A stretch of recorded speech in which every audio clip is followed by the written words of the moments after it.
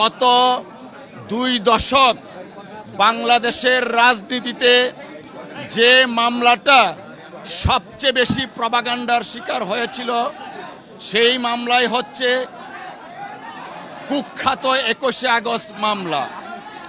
এই মামলা দায়েরের মাধ্যমে বিএনপির ভারপ্রাপ্ত চেয়ারম্যান জনাব তারেক রহমান সাহেবকে জাতীয় এবং আন্তর্জাতিকভাবে বিতর্কিত করা হয়েছে রাজনৈতিক উদ্দেশ্যে।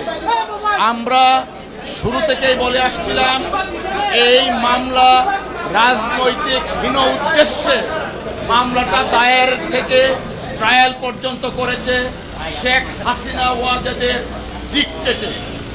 আমরা এও বলেছিলাম জনাব তারেক রহমান সাহেব কোনো অবস্থাতেই এই মামলায় কোনো সময়ে সংশ্লিষ্ট ছিলেন না, কিন্তু শেখ হাসিনা ওয়াজেদ তার রাজনৈতিক প্রতিদ্বন্দ্বীকে রাজনৈতিকভাবে ঘায়েল করতে না পেরে মামলার আশ্রয় নিয়ে জনাব তারেক রহমান সাহেবের ইমেজকে দেশে এবং আন্তর্জাতিক পরিমণ্ডলে রাষ্ট্রবিদ্ধ করার জন্য ট্রায়ালটা কন্টিনিউ করে। আপনারা ইতিমধ্যে শুনেছেন যারা এই মামলার দণ্ডপ্রাপ্ত ছিলেন এবং আপিল করেছেন এবং যারা আপিল করেননি সবাইকে এই মামলা থেকে খালাস দেওয়া হয়েছে।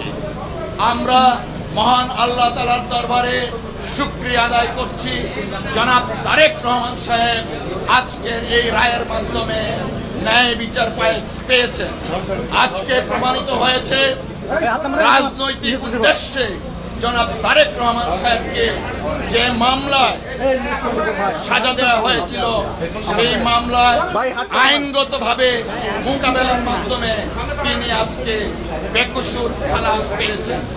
আমরা আরেকটা কথা একটু বলতে চাই, তা হলো প্রথমেই বলেছি গত 2 দশক যাবৎ এই 21শে আগস্টের মামলাটা বাংলাদেশের রাজনীতিতে ডমিনেট করেছিল এবং সম্পূর্ণভাবে শেখ হাসিনা এবং আওয়ামী লীগের নেতাদের প্রপাগান্ডার শিকার হয়েছিলেন জনাব তারেক রহমান সাহেব। আজকে আমরা এবং দেশবাসী জাতি মনে করেন আমরা সকলে আজকে ন্যায় বিচার পেয়েছি। তারেক রহমান সাহেবের নামটা এসেছিল, আপনারা জানেন 4টা চার্জশিট দেওয়া হয়েছিল, 3টা চার্জশিট, ইভেন 111-এর সময় একটা চার্জশিট দেওয়া হয়েছিল, সেই চার্জশিটে তারেক রহমান সাহেবের নাম ছিল না। শেখ হাসিনা ওয়াজেদ যখন ক্ষমতায় আসলেন তখন আব্দুল কাহার আকন্দকে নিয়োগ করে 4র্থ চার্জশিট দেন, সেই চার্জশিটে জনাব তারেক রহমান সাহেবকে রাজনৈতিক উদ্দেশ্যে এই মামলায় ইনক্লুড করা হয়।